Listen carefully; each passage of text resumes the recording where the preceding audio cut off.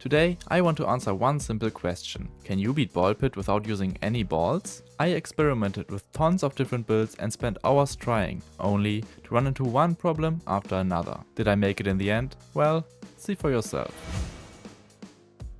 So, I started with the Shield Bearer, since he can tank a lot of damage, and Sisyphus, because of his much higher effect damage. I figured that would also boost the damage from relics, which are basically my only real chance to beat this challenge without using any balls. I started on the very first map, confident this would be the easiest run.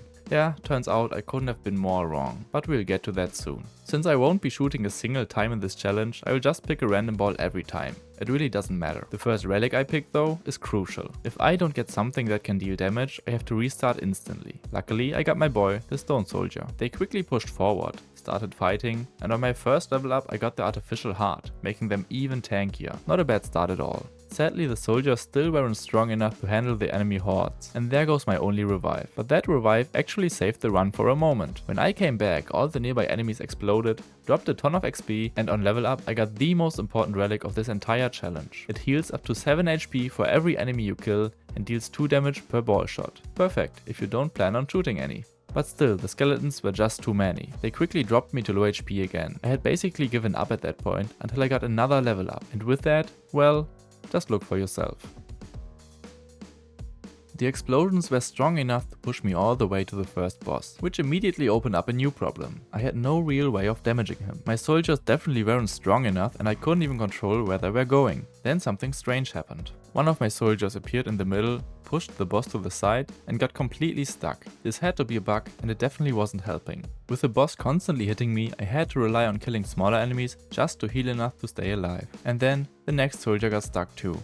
I don't get it. I managed to survive for quite a while. Even when the second boss appeared, I was still healing enough to stay alive. Things were going surprisingly well, but soon it was time to face the final boss, while these bosses were still on the field. Somehow, I managed to take them out and finally face the boss head on. Just one more step to beat the game without shooting a single ball. Turns out that last step was the hardest one by far. With my soldier stuck down below, I had no real way to damage him. I came so far, but this was a dead end. I had to abandon the run. Still, I learned a lot from it, and seeing how close I got, I knew it had to be possible somehow.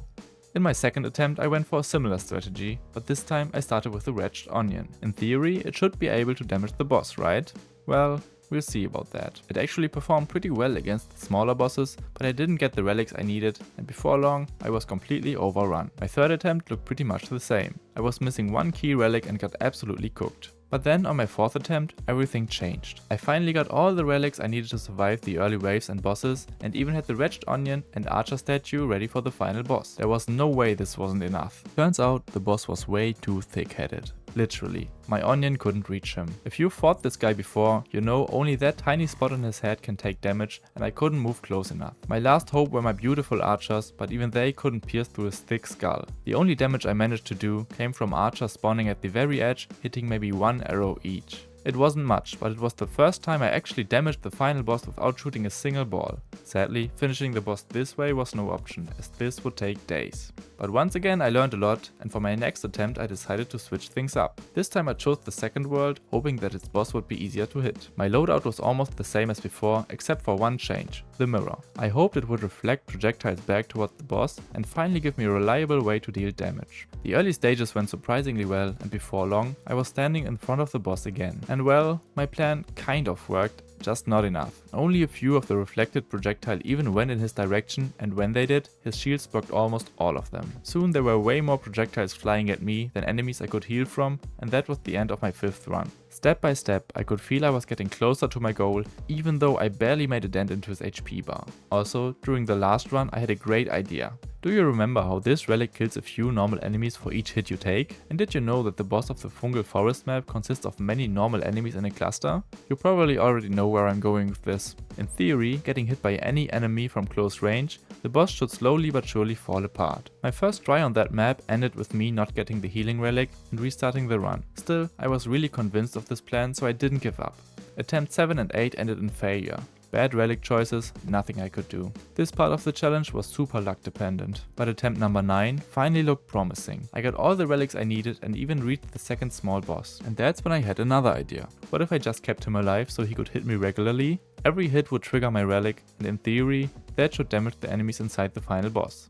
in theory. Because, of course, my theories always work, right? Well, not this time. Turns out, the game decided those enemies don't count as real ones, so my relic just didn't trigger. I was honestly mad. This run had looked so promising. Now I had to deal with the final boss and the small one still chasing me. Without normal enemies to heal from, I quickly lost my revive. The only glimmer of hope was that my onion was finally able to reach the boss. So I did not give up. Slowly chipped down the small boss and started attacking the final boss. I was surprised. This was actually working pretty good and I was making slow but steady progress. For the first time I was actually doing decent damage to a boss, until I noticed another problem. After 10 minutes of grinding him down, I realized I could only hit the outer enemies but not the ones in the center. There was no way to reach them, another dead end. But still, this was the furthest I had ever gotten and I knew I was getting close. I had a feeling attempt number 10 had to be the one. I knew exactly which relics I needed to survive the early stages.